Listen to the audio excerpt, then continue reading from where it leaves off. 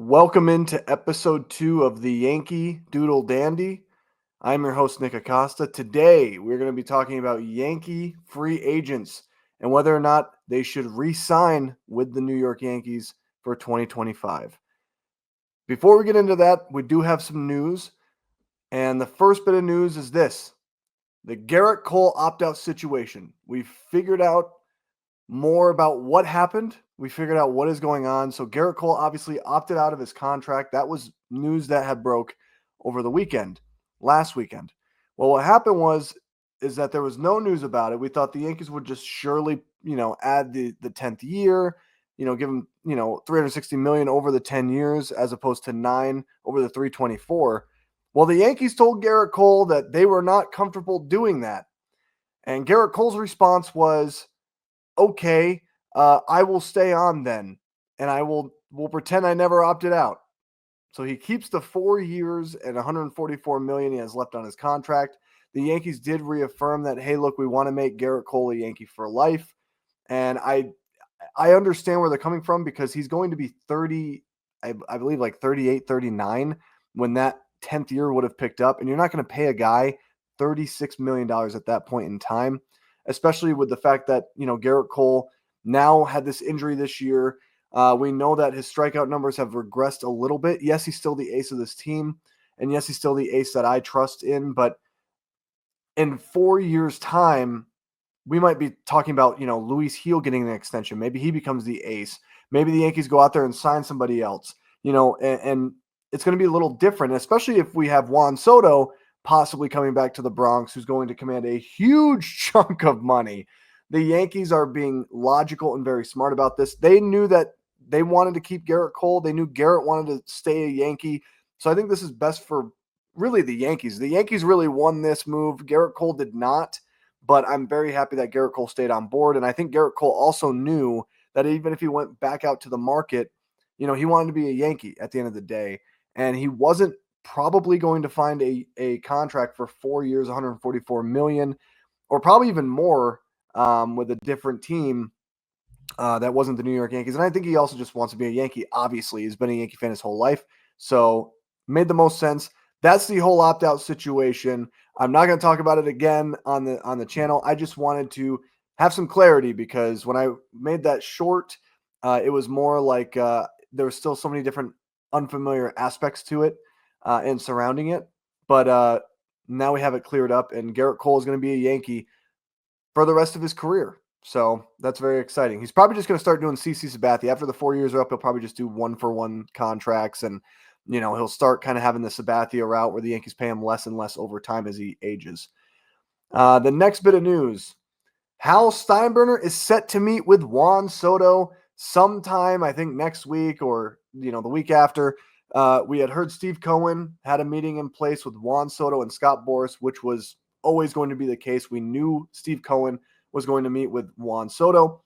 Brian Cashman came out at the GM meetings talking about how they want to meet with Soto as long as Soto and Scott want to meet with them. But they also realized that maybe Soto isn't so urgent to meet with them because he did spend an entire season with the organization, so he knows the Yankees organization. Whereas, in the Mets circumstance here, he doesn't know the New York Mets, and so he wants to be able to survey the landscape, which is obvious, right? I do think it's going to come down to the Yankees and Mets at the end of the day, and I think that Steve Cohen going out there meeting with Juan Soto probably pushed Hal to make sure that he could also get a meeting with Juan Soto, and it really shows that that Hal Steinbrenner is going to go through everything to try to bring Juan Soto back into the fold in the Bronx, and we'll get more information, I'm sure, after that meeting happens, but I'm sure it will be a very good meeting, and they've already talked a lot. I know that Hal and Soto had their meeting during the middle of the season. I think in like July they had talked.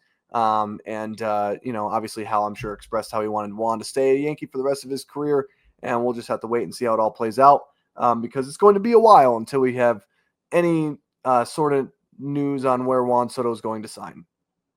The next bit of news is not even really news, but I figured I'd mention it. Aaron Boone's option was picked up. Yes, he'll be the manager in 2025. I have issues with Aaron Boone. I think he is too lenient on the players. I think he's too much of a friend to the players, and it's hard to respect someone when you're just friends with them. And Aaron Boone is not really a leader, as we've seen with guys like Joe Torre, Joe Girardi, where they discipline, and it's led to the fundamentals for the years since Aaron Boone has taken over as manager. But he got the team to the World Series. We knew coming back, and we also knew that with what Brian Cashman and Hal Steinbrenner have said, they love Aaron Boone being there and being the puppet to this entire Yankee operation. So Aaron Boone's back for the 2025 season. Not a shock at all, but I figured I'd mention it because it is a part of news that happened over the course of the week. We heard some rumors. The Yankees are aggressive in the relief market. That's what JP Morosi had put out there. Now, I kind of take JP Morosi with a grain of salt. He was the guy who said Shohei Ohtani was on a plane flying to Toronto last offseason, which pissed off a lot of Blue Jays fans, and I understand. But I would also say that I believe this. The Yankees do need bullpen help.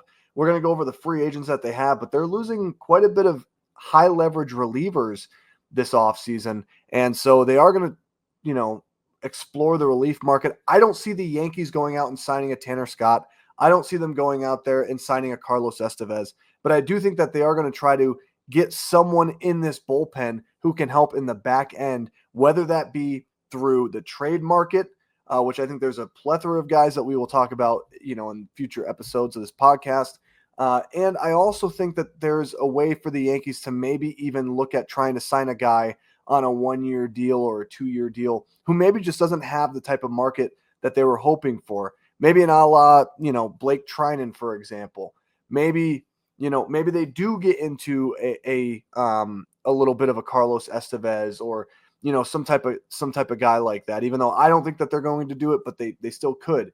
So the Yankees are going to be aggressive in the relief market. They obviously have to rework their bullpen. When you have guys like Luke Weaver coming back, obviously you have Ian Hamilton coming back. Hopefully he's healthy and okay.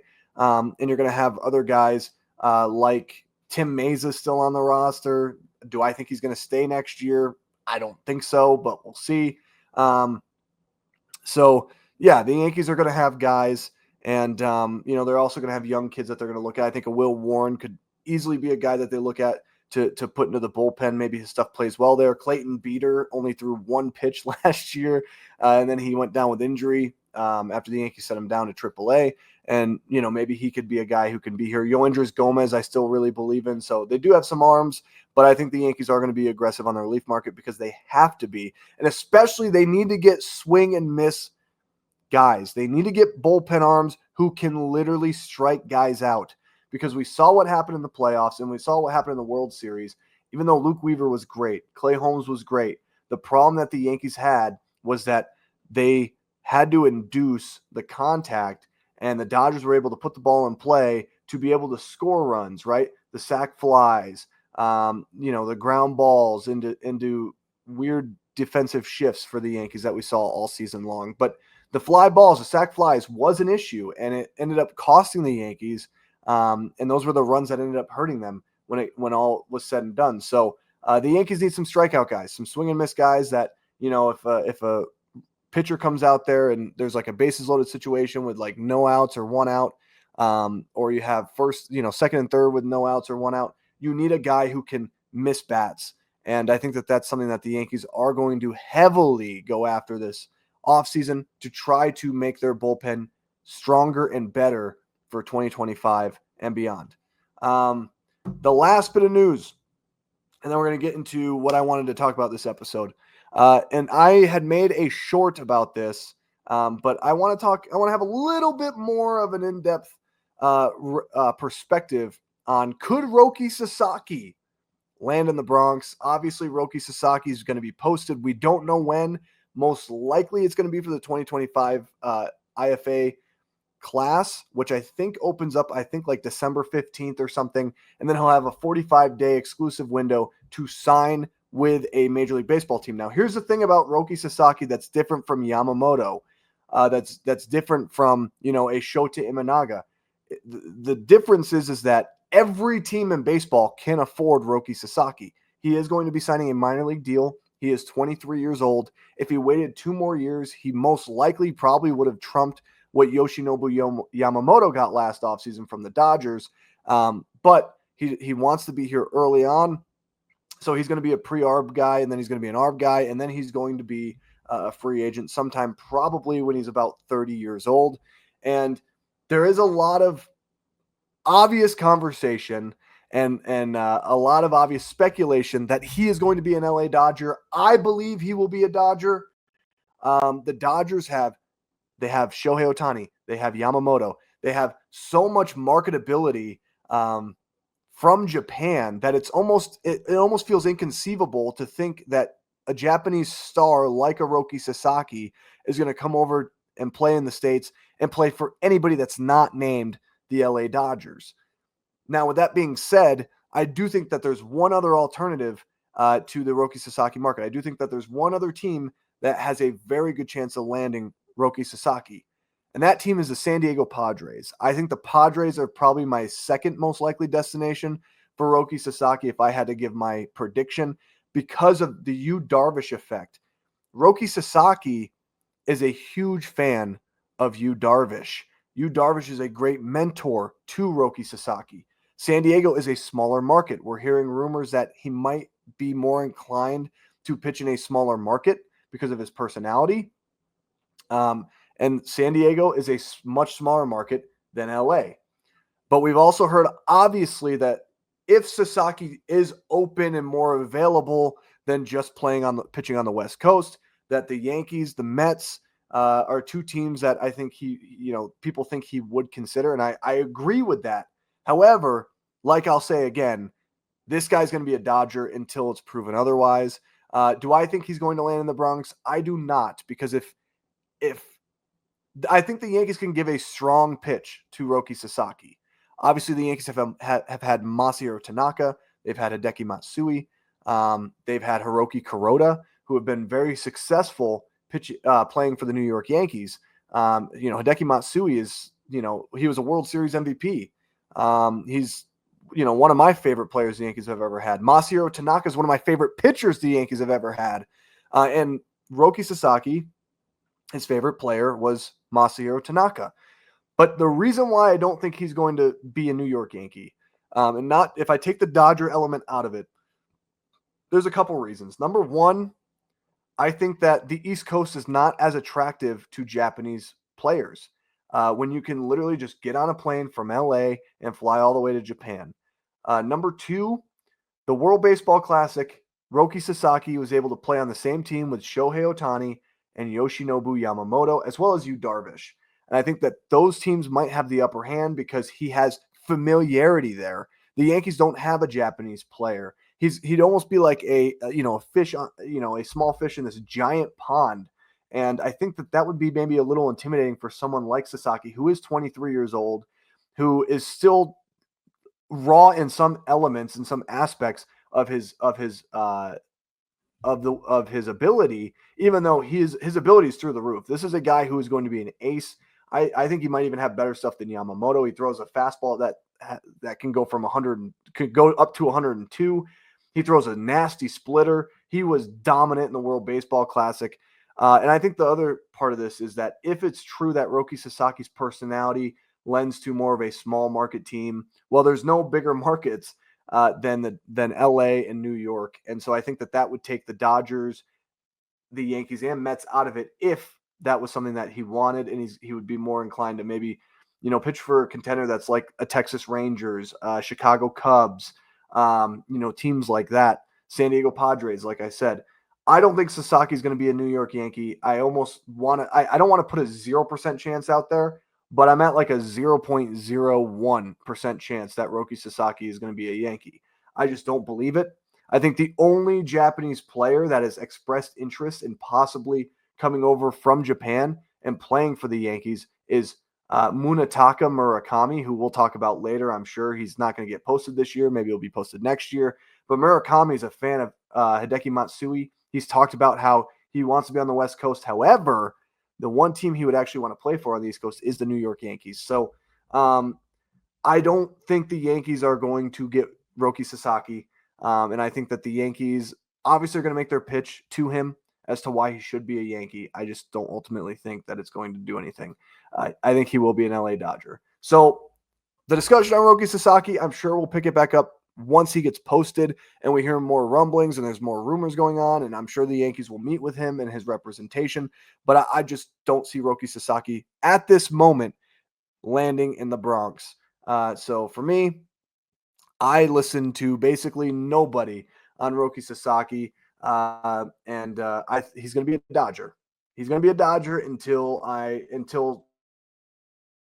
and I'd love to pitch for the Padres. Anybody, it'd be just fun. It'd be fun, sensation here and play for any team that's not the Dodgers. And Sasaki going to the Padres with you, Darvish. Sign me up. That'd be awesome for baseball.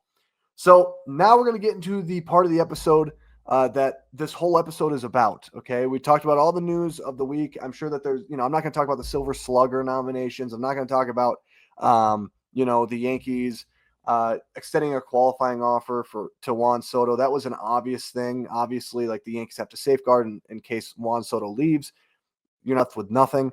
But we're going to talk about this topic right here. Which Yankee free agents should be back for 2025? And we have quite a bit of them. I am going to go. I have this article here pulled up. And we are going to look at this article right now. This is from yanksgoyard.com. And we can also fill in some of these gaps that they have here. The complete list of New York Yankees 2025 free agents. This was actually a list compiled on October 31st. Obviously, now we have more clarity. So we're going to add Anthony Rizzo to this list. And we're also going to be adding Lou Trevino to this list. So those will be guys that we add to this list. Some of the minor league free agents are guys who are kind of on the edges. I'll give my opinion real quick, but I'm going to be very brief about them. The first guy on this list is, of course, Mr. Juan Soto, the guy who is going to get a lot of money. He is going to be the number one target for the Yankees.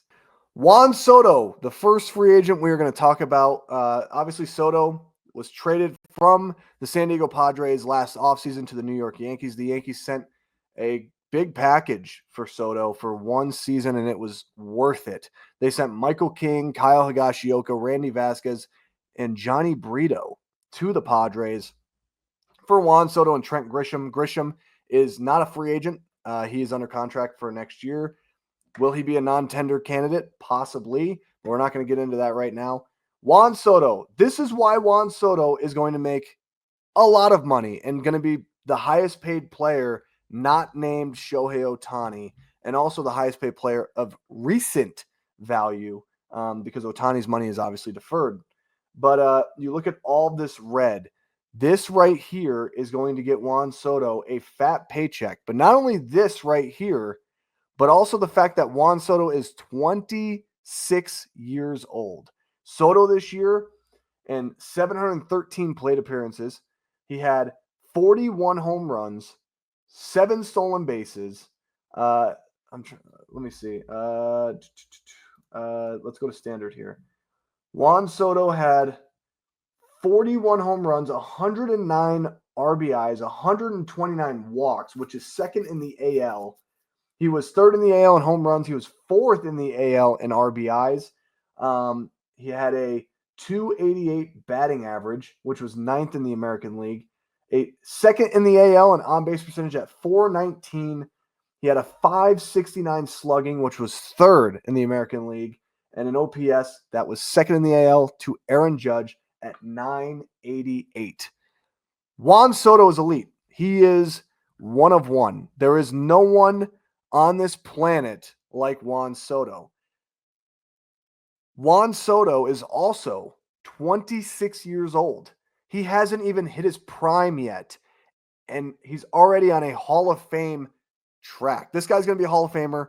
A lot of people compare him to Ted Williams. A lot of people compare him to Mickey Mantle. His defense is not good. We know what his defense is. His defense is average at best, but that's not why you're paying Juan Soto. You're paying Juan Soto because of his bat. When he hit that home run in Game 5 of the ALCS to send the Yankees to the World Series, it was at that moment, and I already felt this way anyway, but it was at that moment that I truly felt like Juan Soto was not leaving the Yankees.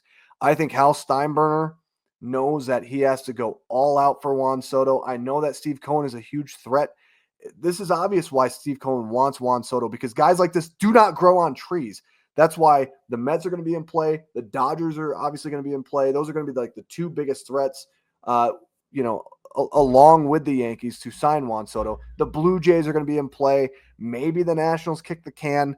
You know, the Rays have checked in. I mean, the Rays they don't even have a roof on their ballpark. They're not even going to be playing at Tropicana next year. I don't even know what they're doing talking to Juan Soto. It's like, hey, you want $200 million, Juan? Juan Soto is going to get 14 to 15 years minimum.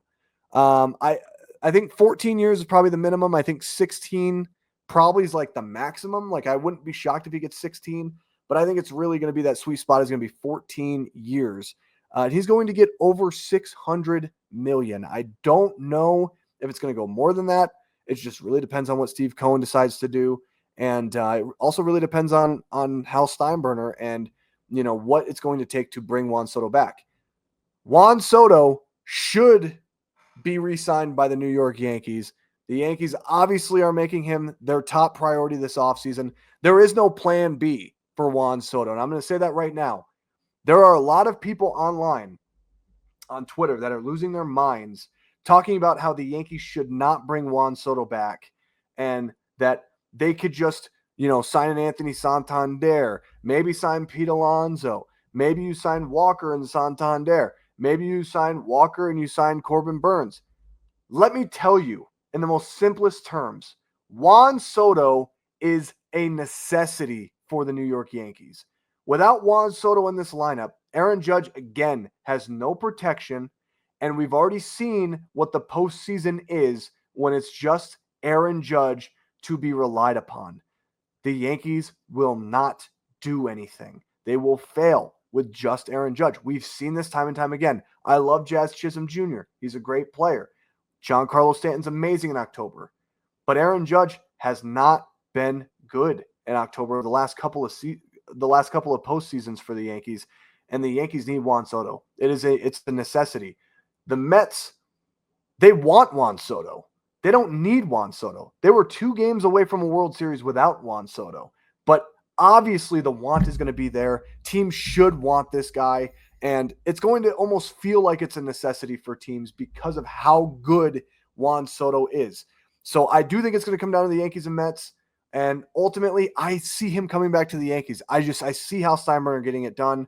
And I know it's going to hurt him and it's going to hurt his wallet, but he's got to do it because there is nobody like Juan Soto. And there's not going to be anybody like Juan Soto on the free agent market, maybe ever again. So yeah, Juan Soto should be back with the New York Yankees.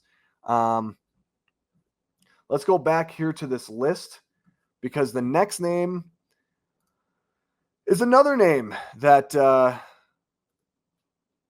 hold on. Sorry about that. Okay. The next name is another name that we're going to have a talk about, and that's Gleyber Torres. Gleyber Torres, longtime New York Yankee, Gleyber Torres. Obviously, he was acquired when we traded Aroldis Chapman in 2016 to the Chicago Cubs. He was a prospect then, and Gleyber has had a very good Yankee career. It's not been great. He's had a lot of up and downs. As I pull up his Baseball Savant page here so we can take a further look at Gleyber Torres so you can get some context as to my thinking. But Gleyber Torres, this is what Gleyber Torres is. If you look, his red is good. His sweet spot percentage is good. He squares up the baseball. His chase percentage is good. It's been a lot better, especially of the last few years. His walk rate has been better. But the problem with Gleyber Torres is this blue right here. His exit velocity is down. The barrel percentage is down. The hard hit percentage is down. And then also fielding. His fielding run value as a second baseman is not good. His base running, not good. The lack of fundamentals by Gleyber Torres has been costly to the Yankees in a lot of ways. This year was a down year for Gleyber. He had a good postseason. But if you look at what he did this 2024 season, He had 15 home runs, 63 runs batted in, 65 walks, okay, which placed him 12th in the AL. And he had a 257 batting average, a 330 on base, 378 slug, which is good for a 708 OPS. So barely 700 OPS. He's in his career, to be honest, he's about a 750 OPS pretty much in his career, 775 OPS in his 7 seasons with the New York Yankees. Gleyber had a good postseason, and he started to look a lot better as the leadoff hitter for this team in front of Soto and Judge. And I go back and forth with Gleyber. It's very hard because there's part of me that wants to keep Gleyber, especially after the postseason, really, really of the lineup in October. But I think the Yankees need to move on. Perez, there's something there that's blocking him from being a great player, and that's the fact that he gets in his own head. He reminds me a lot of little league players when they make a mistake. Like it just festers with you and it stays with you. And I remember being that way when I played and seeing that from, Gleyber Torres, it hurts the team. It really does. It hurts Gleyber. It hurts the team because then he has horrible at-bats the rest of the way. His defense gets worse. It's like everything snowballs for Gleyber. When one thing goes bad in a game, multiple things go bad in a game for Gleyber. And I think he needs a fresh start elsewhere. I think the Yankees also need to get a little bit more athletic at the position. I think moving Jazz over to second base is a smart idea because Jazz is not an ideal third baseman, even though he was fine there. But I think that the Yankees need a little bit more athleticism at second base. I think they also need to go a little bit cheaper. And I think Gleyber is going to have a market of teams that are going to be very interested in him. I could see him possibly making $20 million a year. It's just very weird. His market is going to be so bizarre because I don't know where teams gauge Gleyber. Are they looking more at the first half Gleyber where he struggled, or are they looking more at the second half Gleyber when he was moved up to the leadoff spot and down the stretch in October? So it's going to be interesting. I think the Yankees should let Gleyber walk, and I don't think Gleyber should be brought back. And it's weird because like during the postseason I felt differently, but I think after looking at what the market is, looking at what the areas of need for this Yankees team is, or Yankees team are, I don't see Gleyber Torres being somebody who needs to be back. And also based on Brian Cashman's comments at the general manager meeting, where he basically just said like, yeah, maybe we'll talk to Gleyber and his agent, maybe. And that's not showing leverage at all. That's just him basically being like, yeah, we're not really interested in bringing Gleyber back. Caleb Durbin's a guy that they really like. They could go out there and possibly make a trade for a third baseman. They could. There's a lot of things that they could do. But I think Gleyber Torres' days as a New York Yankee are officially done. And I wish Gleyber the best of luck. Now, moving on from Gleyber, we're going to get to an easy one here. And I don't even feel like, we're going to bring up his baseball savant, but the next name is Alex Verdugo. Okay? Alex Verdugo, the dog. My mom, I remember in May, she kept telling me how she wants to keep Alex Verdugo. She's like, Alex Verdugo is so good. I really love Verdugo. We need to keep him. I'd love to keep him and Soto. And you look at this red right here. That's great, right? Whiff percentage, really good. His K rate was really, really good. He didn't strike out a lot. But the problem with Alex Verdugo is that Alex Verdugo was simply not a good Yankee. He was not a good Yankee. His defense was very good. But he had probably the worst year of his career from a statistics standpoint this season as a Yankee. In 2024 with the Yankees, he had 13 home runs, 61 RBIs. Now that ties a career high, 13 home runs. He's not a big power hitter. That's not the problem, right? 61 RBIs, you'll take that. 49 walks, about pretty much where he is usually every season. 93 strikeouts. That's pretty good, right? But here's the problem. A 233 batting average, the lowest in his career since 2017, which really doesn't even count because he only played 15 games in that season.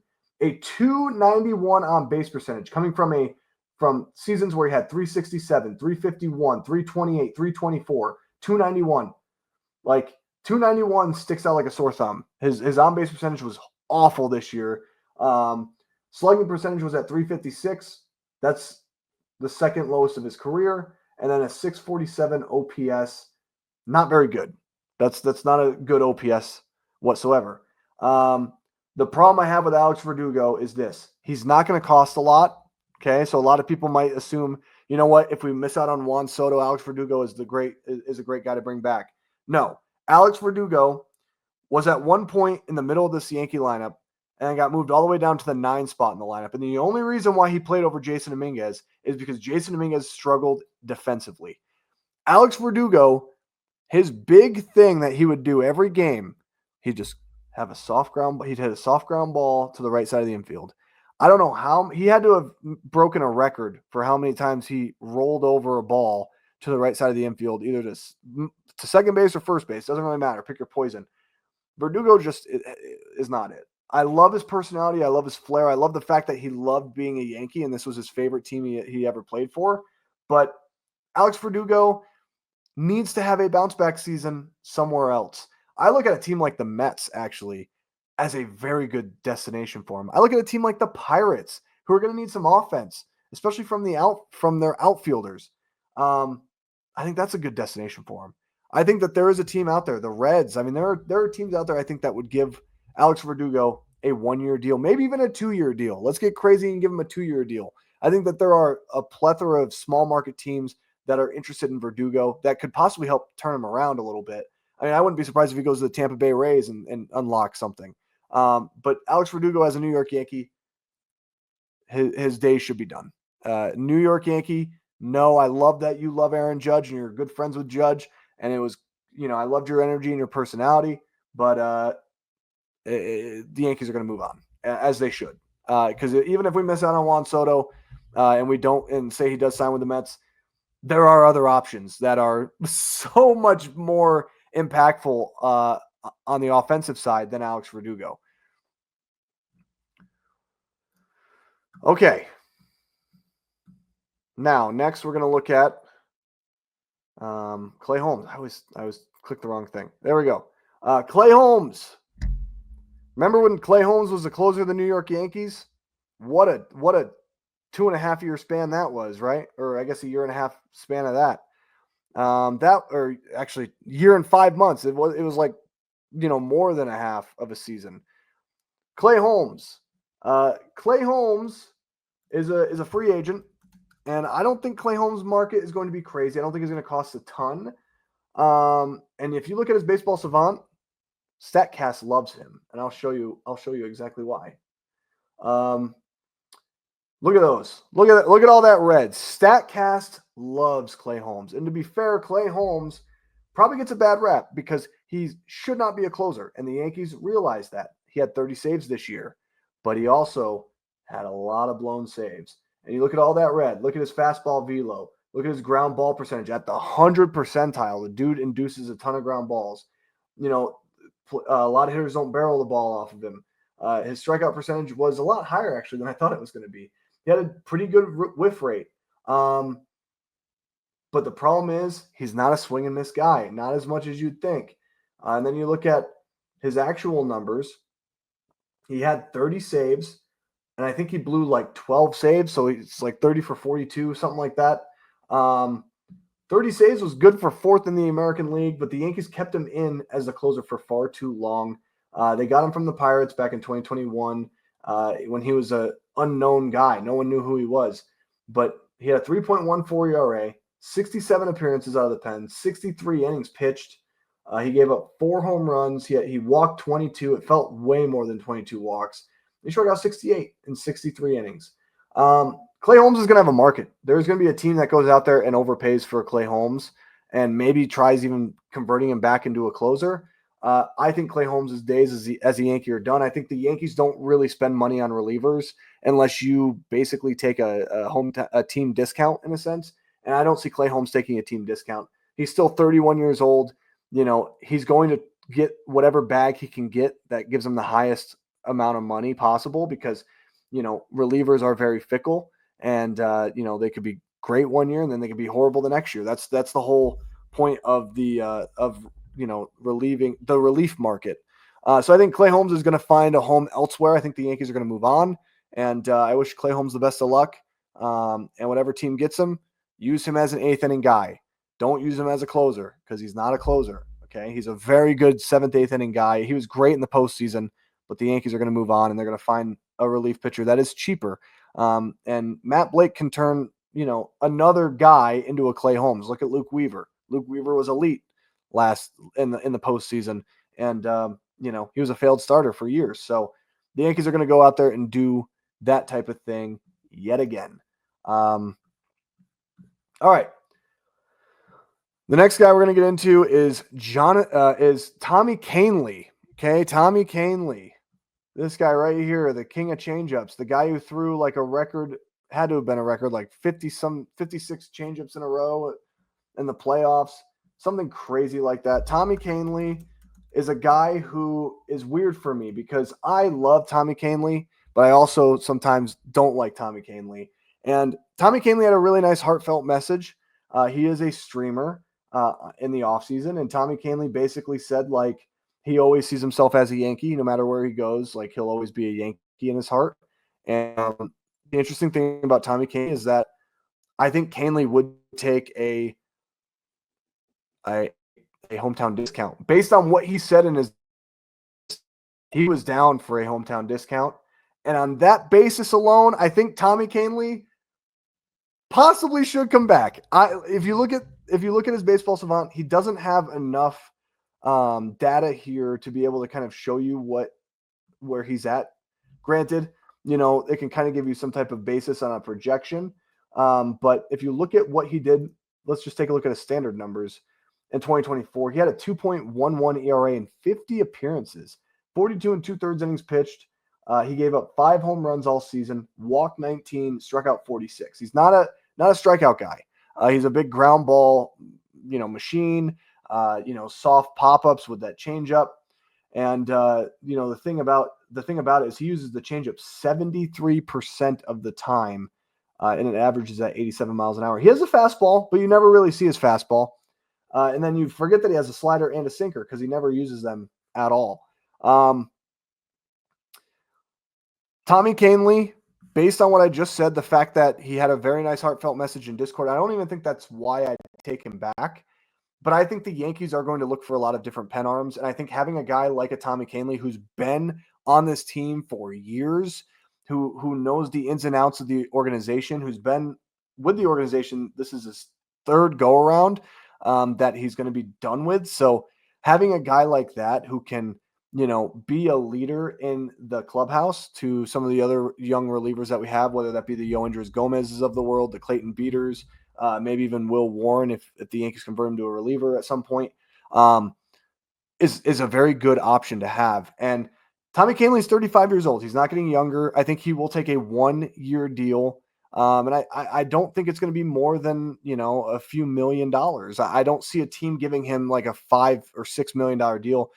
Maybe the Yankees are generous and they give him a $5 million deal, but I think Tommy Kahnle would come back. And I think that the Yankees should look at bringing him back, especially through the free agent market, because a lot of these guys are going to be getting insane amount of dollars as fickle relievers. And Tommy Kahnle, you know what you have with Tommy Kahnle. He's very consistent. He's been very consistent his whole career. So Tommy Kahnle, I'd bring him back. Surprisingly, I don't think 2 weeks ago I would have said that. Because it kind of hurt me a little bit. The next guys, there's not going to be enough data. There's one guy. Actually, you know what? We're going to go.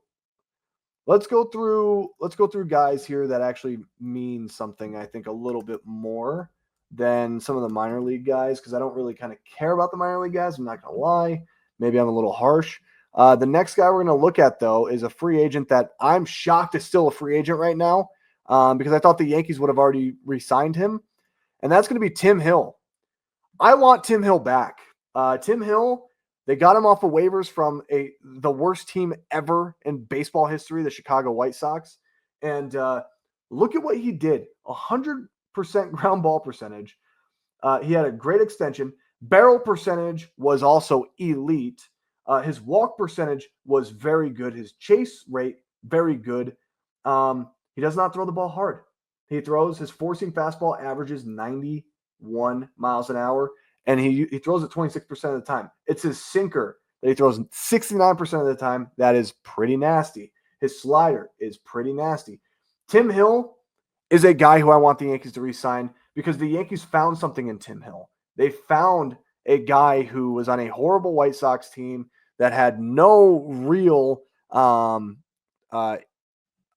real chance of kind of being competitive at all. And they got him to be this bulldog. He was so good on the mound for us. And lefty relievers, the Yankees don't really have anybody. They have Tim Mesa. I don't really think they're going to bring Tim Mesa back. I think they'll probably DFA him at some point. But the Yankees, I think Tim Hill makes perfect sense for the Yankees. And I don't think he's going to cost a lot. This is a guy who you could probably, sign. Maybe he'll be gracious to get a multi-year deal, right? He's not going to cost a lot of money. The Yankees are going, if they re-sign Juan Soto, which I think they will, and maybe they sign a first baseman that we'll talk about later on in a different episode. They could look at a Tim Hill because it's a guy on the margins who's already worked for them and who was one of our best relievers in October. And so Tim Hill to me needs to come back. I want to see Tim Hill back. I'm shocked that the Yankees haven't re-signed him yet. The Yankees always, like, right when the offseason begins, like the early stages of the offseason, they always like bring back a reliever like a Tim Hill, like a Tommy Kahnle, for example. And I'm so shocked that Tim Hill is not back because it seems like Tim Hill wants to be a Yankee and he wants to come back. And I think the Yankees also really liked him. But maybe Tim Hill's exploring his market. And I think there's going to be quite a bit of teams that are going to be after Tim Hill.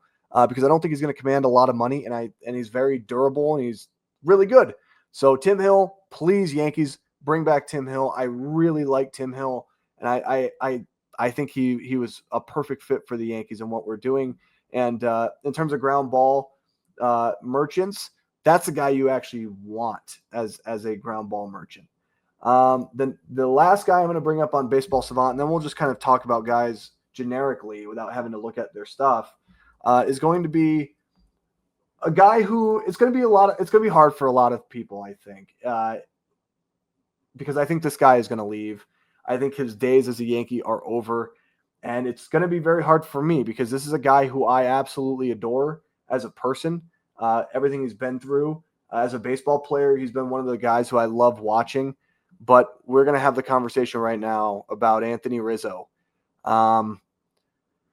As much as I love this guy as a person, as much as I love him as a leader, and I respect him a lot, and I know the Yankees respect him a lot in the clubhouse.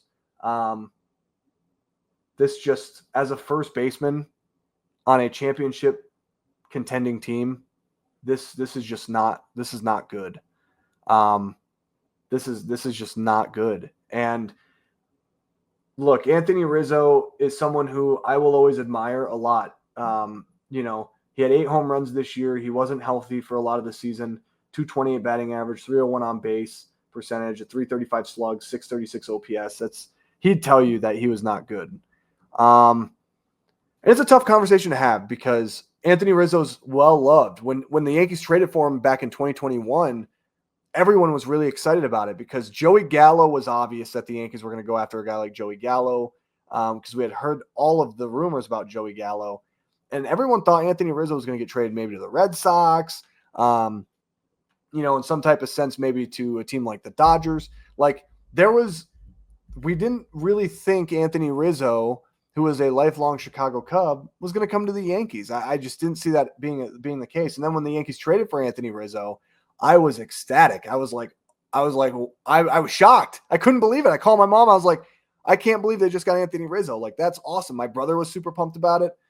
And Anthony Rizzo is a guy who has been a great Yankee, and he's had some really memorable moments as a Yankee. I remember his first game with the Yankees hitting that home run against the Miami Marlins. That was really cool. And Rizzo's just really stepped up in a lot of different ways for this Yankee club. Defensively, he's been really good, even though this year he took kind of a step back a little bit defensively. But I think it's time to move on from Anthony Rizzo. You need more out of the first base position. First base is a position that I look at as you need a guy who can slug. You need a guy who can, drive in runs with the long ball, with doubles in the gap. You need a first baseman who can play very good defense because of how poor the Yankees infield defense is, how bad they lack the fundamentals. And I think that's going to continue on with Aaron Boone as manager. So as much as I love Anthony Rizzo, as much as he's an awesome guy, and it's going to be sad, like part of me is going to be sad watching him play for a different team. And part of me is going to be sad knowing that the Yankees have moved on. They have to do it. And this is the year to do it. You went all the way to the World Series. He was your first baseman, and he got singles, but like there was no production behind them. There was no slug. There was nothing. And I think Rizzo, I would love to see him go back to the Cubs. I'd love to see him, possibly even go to like a team like the San Diego Padres if they're in the market for a first baseman. I know they have Luis Ariz, but we'll see what happens with that. But I think the Chicago Cubs, seeing him go back to Chicago, I think would be awesome. And it's going to be hard. I think him going back to the Cubs would make it a little easier for me to see him elsewhere. But Anthony Rizzo is great, but I think the Yankees need to move on, and I think they will. I think that it's time that they turn the page and they look at trying to get a more productive first baseman offensively and also defensively. And then if we go back to this list, we'll talk about the next guys just kind of real quick, just very generic to cover all the free agent bases. But the next guy is Jonathan Loaisiga. I know, Loaisiga's just never been healthy, and he's got really good stuff. I really do believe in his stuff. Here's the thing about Loaisiga. I'd bring him back.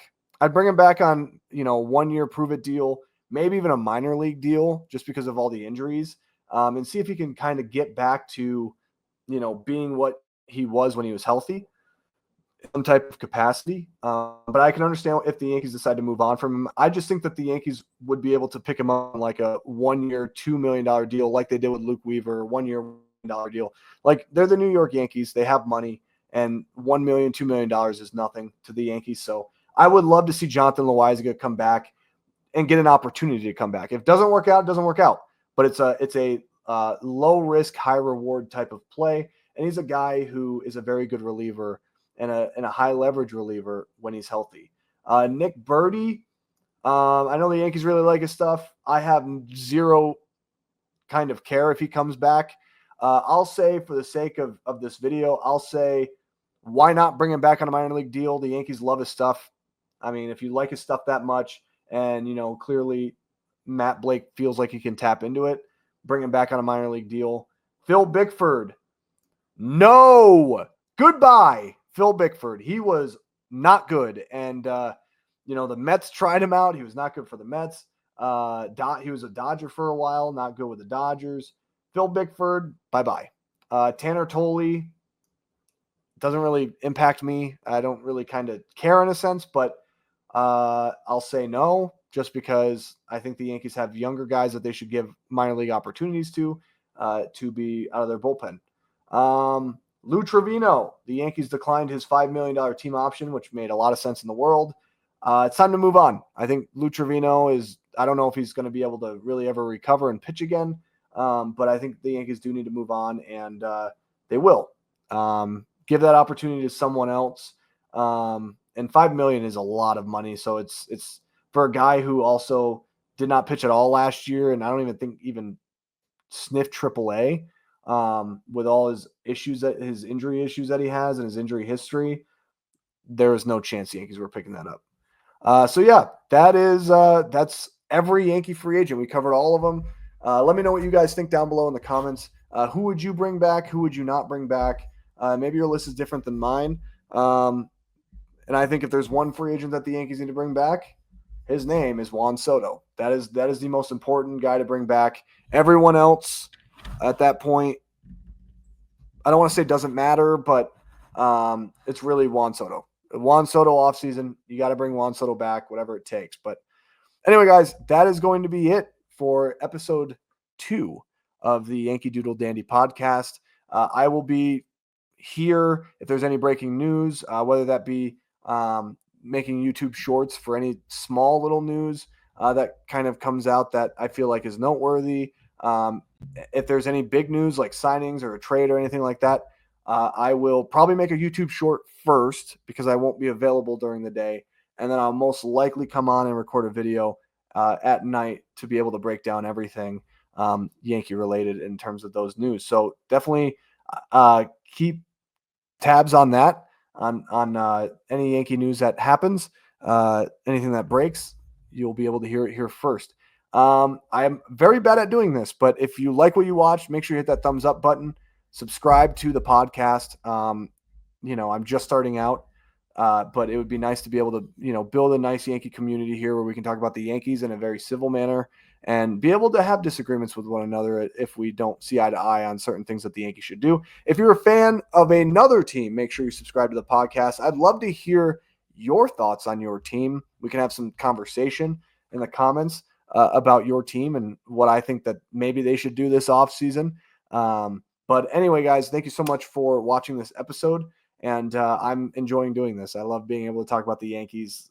They're probably the thing I'm most passionate about, other than filmmaking. But I love the Yankees, and it's only episode 2, but I'm having so much fun talking about the Yankees.